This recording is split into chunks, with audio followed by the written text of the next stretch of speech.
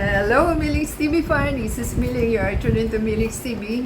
Kamusta po sila? Tayo po ay relax for today at tayo po yung may share sa inyo. Tayo po ay may in-order sa ating Grab sa Lola Nenas at tayo po ay may dalawang items na ating in-order. Meron po tayong siopaw tsaka ube donut. So yan po ang ating i-haul at para po makita nila. Ayan, ating pong silipin ang ating in-order.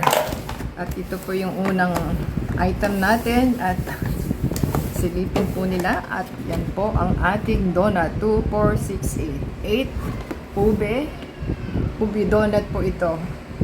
So, yan po yung una at ito po ang pangalawa na ating in order.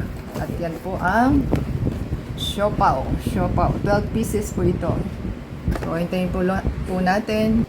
So, ang ating receipt po is nakalagay sa ating siopaw box is 275 po. Yung 12 pieces. And yung ube cheese donut 430. At binayaran po natin na 705 plus yung delivery po na 754 and ano na lang po tayo. So yan po ang ating masarap na pagkain. So yan po ang itsura ng ating siopaw. So 12 pieces po ito.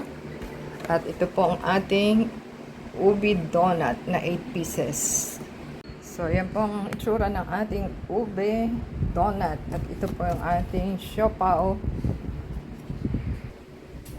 Kung nagustuhan po nilang ating in-order sa ating Lola Nenas na ating pinurchase, paki-subscribe po sa ating channel, give us a thumbs up, comment down below, and add ka sa Facebook, Twitter, TikTok, and Instagram. At the same time, support po sa ating channel to play the ads and video. Until next time po, God bless.